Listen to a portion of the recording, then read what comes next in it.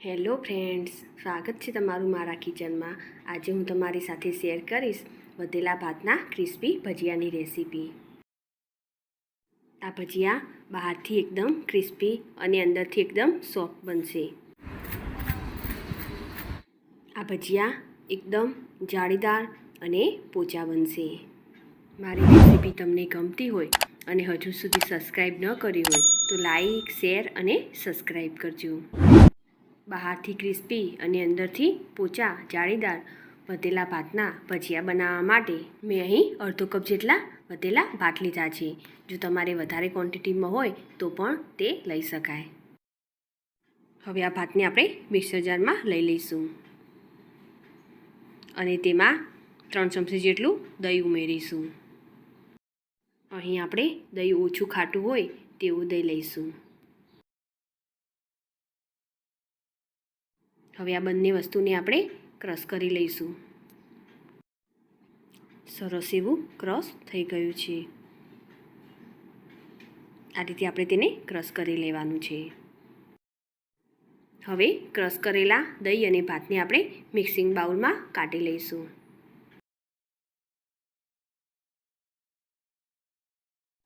હવે તેમાં 4 ચમચી જેટલો ચોખાનો લોટ ઉમેરીશું અને 4 ચમચી જેટલું બેસન ઉમેરીશું। હવે તેમાં થોડા મીઠા લીમડાના પાનને આ રીતે ટુકડા કરીને ઉમેરી દઈશું અને તેમાં લીલા ધાણા ઉમેરીશું। હવે તેમાં તીખાસ પ્રમાણે લીલા મરચાં ઉમેરીશું। લીલા મરચાંની જગ્યાએ તમે ચીલી ફ્લેક્સનો ઉપયોગ પણ કરી શકો છો। હવે તેમાં વાટેલા અડધી ચમચી જેટલા કાળા મરી અને સ્વાદ પ્રમાણે મીઠું ઉમેરીશું અને અડધી ચમચી જેટલો ચાટ મસાલો ઉમેરીશું। હવે બધી જ વસ્તુને સરસ રીતે મિક્સ કરી લઈશું। અહીં આપણે દહીં ઉમેરેલું છે એટલે આપણે થોડા જ પાણીની જરૂર પડશે। પહેલાં આપણે સરસ રીતે તેને મિક્સ કરી લઈશું।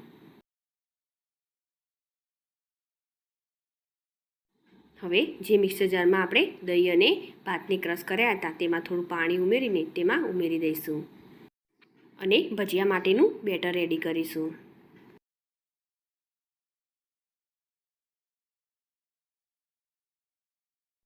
હવે ભજીયા માટેનું બેટર રેડી છે। હવે તેમાં થોડો બેકિંગ સોડા ઉમેરીશું અને ઉપર થોડું પાણી ઉમેરીશું અને સરસ રીતે મિક્સ કરી લઈશું।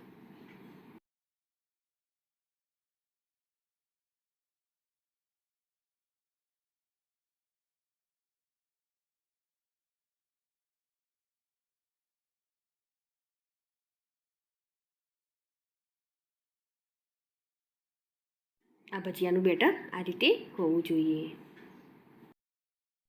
હવે કડાઈમાં તેલ ગરમ કરીશું અને તેલ ગરમ થઈ જાય પછી તેમાં આપણે ભજીયા બનાવી લઈશું। ભજીયા બનાવીએ ત્યારે શરૂઆતની ગેસની ફ્લેમ હાઈ રાખીશું અને પછી આપણે તેને લો કરી દઈશું। ભજીયા સરસ એવા ક્રિસ્પી થાય ત્યાં સુધી આપણે તેને આ રીતે સાઈડ ચેન્જ કરીશું અને થવા દઈશું। ભજીયાનો કલર પણ સરસ એવું આવી ગયું છે અને આપણે હવે તેને બહાર કાઢી લઈશું।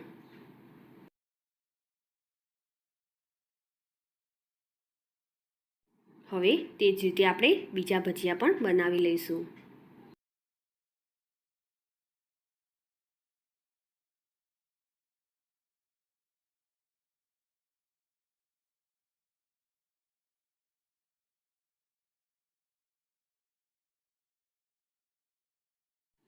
એકવાર ચોક્કસથી આ રીતે વધેલા ભાતના ભજીયા બનાવજો, એકદમ સરસ લાગશે। સરસ એવો ભજીયાનો કલર આવી ગયો છે। હવે તેને આપણે બહાર કાઢી લઈશું। આ ભજીયા જોડે ચટણી, ટામેટો કેચઅપ કે ડુંગળી કે મરચાં એકદમ સરસ લાગે છે। હવે આપણે તેને પ્લેટમાં કાઢી લઈશું। સરસ આવા ક્રિસ્પી બનશે અને અંદર સરસ આવા જાળીદાર અને પોચા બનશે। તો તૈયાર છે વધેલા ભાતના ક્રિસ્પી ભજીયા। મારી આ રેસીપી તમને ગમી હોય તો ચોક્કસથી લાઈક કરજો. સાથે જ તમારા ફેમિલી મેમ્બર્સ અને ફ્રેન્ડ્સ જોડે શેર કરજો. અને મારી આ ચેનલને સબસ્ક્રાઈબ કરી બાજુ આપેલ બેલ આઇકોન પ્રેસ કરજો, જેથી નવી રેસીપીના અપડેટ તમને મળતા રહે. ફરી મળીશું આવી અવનવી રેસીપીના સાથે.